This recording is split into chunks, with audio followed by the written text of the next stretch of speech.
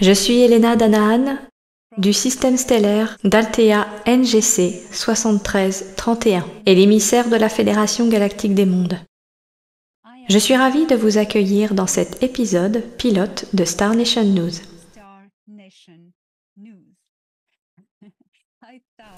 J'ai pensé qu'il serait amusant de vous donner des nouvelles d'en haut dans ce format. Je vais donc vous présenter chaque semaine les développements significatifs de l'actualité influente dans ce cadran galactique. Fédération Galactique des Mondes et l'Alliance Nataru. Nataru, nom donné à la Voie lactée, notre galaxie.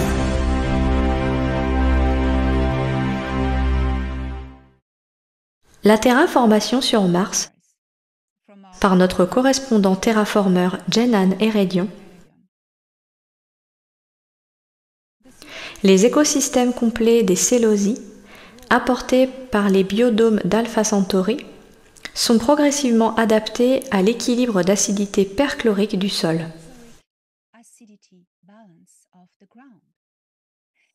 Ces micro-organismes produisent du perchlorate de lithium et génèrent de l'oxygène à une certaine température. Les terraformeurs libèrent les micro-organismes avec une extrême prudence afin de ne pas bouleverser la biosphère et les écosystèmes planétaires de Mars, dont l'équilibre reste fragile. La biosphère martienne a été arrachée dans le passé lors de l'explosion de la 5e planète, à la suite d'une terrible guerre, et elle est restée instable depuis lors.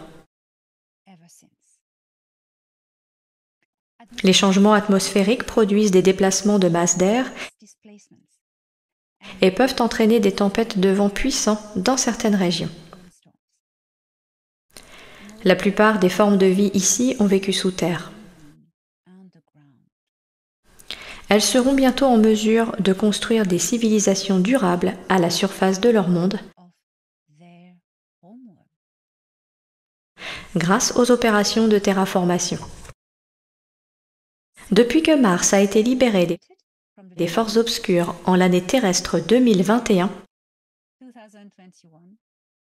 de nouvelles interactions diplomatiques et politiques ont commencé entre les Sélosies, les Métones, l'armée terrienne, les colons terrans, quand je dis terran c'est de la Terre, les Tiruu, reptiliens martiens locaux, et les clans insectoïdes indigènes.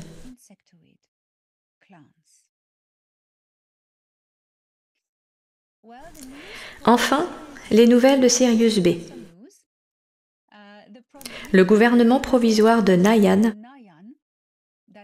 qui a assuré la transition après la libération des systèmes de Tula de l'Alliance des Six, après la chute de l'Empire des Nebu, confie désormais tous les pouvoirs à la Confédération Tashkeru de Tula, nouvellement créée.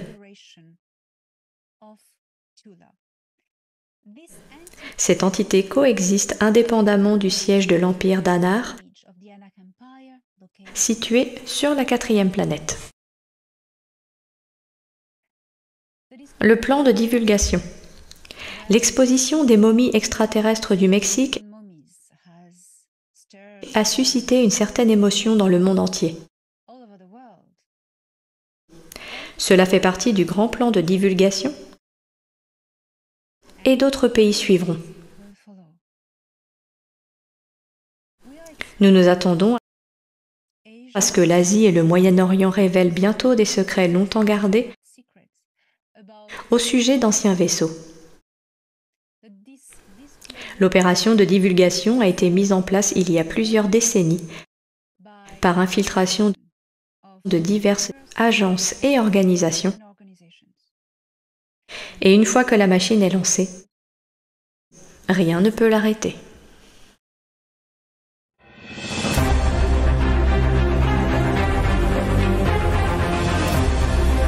Zagara, Conseil d'Al-Milam.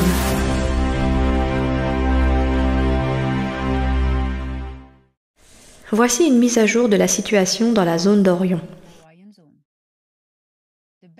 La ruche de Bételgeuse reste toujours instable. Et elle est devenue le principal centre d'intérêt du conseil de Zagara, ou Al-Nilam, comme nous l'appelons ici sur Terre. L'activité erratique de l'étoile Bételgeuse, appelée localement Carina, perturbe le réancrage de la ruche planétaire originelle de la planète Édémer, le monde d'origine des Ébanes.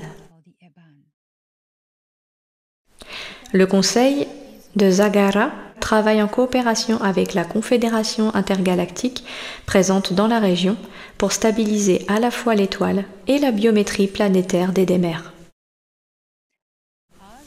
Comme je vous l'ai expliqué précédemment, la ruche des Gris, la super ruche qui compose les Nébous et qui a été créée par les Ébanes, a bien été démantelée et maintenant toutes les formes espèces de Gris retournent à leur matrice planétaire, biologiquement, organiquement. Le réseau de tout le système de Bételgeuse prendra du temps à se réajuster, car les Ébanes, autrefois chefs et créateurs de l'Empire Nébou, ont technologisé à outrance tout le système stellaire.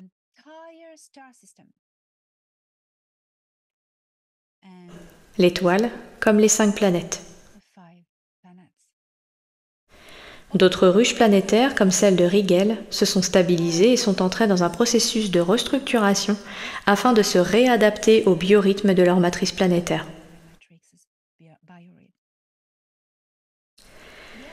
Les Hasbanhu du système stellaire Hasbaha Prime sont en train d'être génétiquement réparés des altérations des gris Mintaka et réintégrés à leur monde d'origine, Oriban.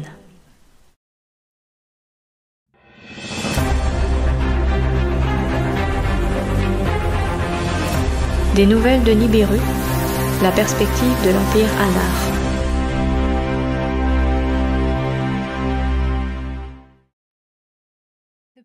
Le point de vue de l'Empire Anar sur la situation dans la zone d'Orion est clair et net. Toutes les choses devraient revenir à leur nature originelle d'avant la montée de l'Empire Nébou et les guerres d'Orion. Nous parlons ici d'une période de dommages considérables qui montre que lorsque les efforts sont combinés pour le plus grand bien, rien n'est impossible. L'empereur Anar Anu a offert une équipe des meilleurs scientifiques de l'Empire pour aider le conseil de Zagara à régénérer les écosystèmes dévastés et dissonants de la zone d'Orion. Pour la première fois dans l'histoire, à la suite de la chute de l'Empire des Nébous, nous voyons des forces travailler ensemble. Pour la première fois, sachant que l'Empire Anar s'est toujours tenu à l'écart dans le passé. Les Gris Nébous, appelés l'Empire Anar, le Vieil Empire, et il a toujours été leur némésis. La prochaine fois, nous examinerons la position et les limites de l'influence de l'Empire Anar par rapport à la situation actuelle dans le système Sol ou solaire.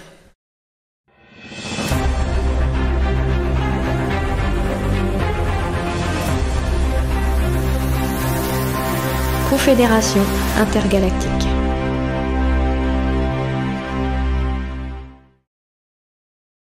La Confédération intergalactique restera en position, gardant les frontières du système Sol. 1500 vaisseaux de guerre de la Confédération intergalactique sont sécurisés et assurent actuellement une zone de sécurité à l'extérieur de la ceinture de plasma du système solaire. La Confédération intergalactique dispose également de 6 vaisseaux Vigie en orbite de la Terre. 4 d'entre eux ont pris position en novembre 2021 peu après l'arrivée de la flotte de l'IGC, Intergalactic Confédération, Confédération intergalactique, dans notre système solaire par le portail de Jupiter, et 2 autres ont été ajoutés en orbite de la Terre dernièrement, soit un total de 6. La Confédération intergalactique vous rassure, bien qu'un léger retard subsiste, les opérations de divulgation sont bien engagées et ne sont pas perturbées.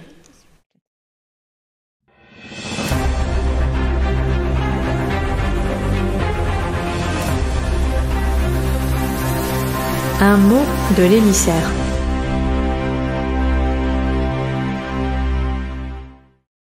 Ce monde change à une vitesse exponentielle. Je suis consciente que vous ne le voyez pas dans votre vie quotidienne.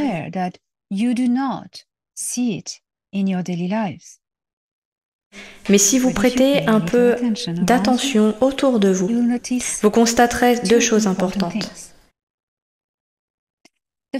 La première chose est, lorsque vous regardez les actions et le comportement des forces sombres qui contrôlent l'économie de ce monde, tout ce que vous voyez est de la panique. La deuxième chose que vous voyez quand vous regardez l'humanité, c'est l'éveil. La panique et l'éveil. Lorsque vous mettez ces 2 éléments ensemble, cela devrait vous donner le résultat de l'équation.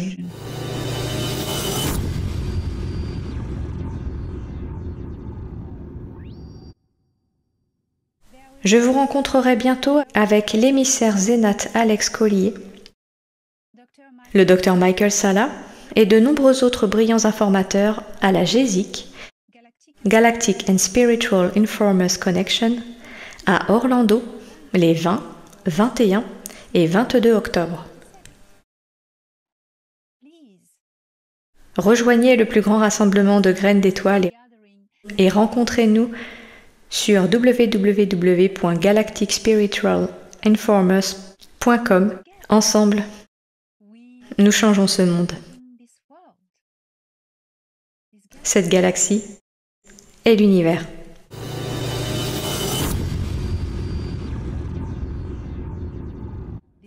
Ce programme sera diffusé chaque semaine à partir de la conférence GESIC d'Orlando. Rendez-vous là-bas.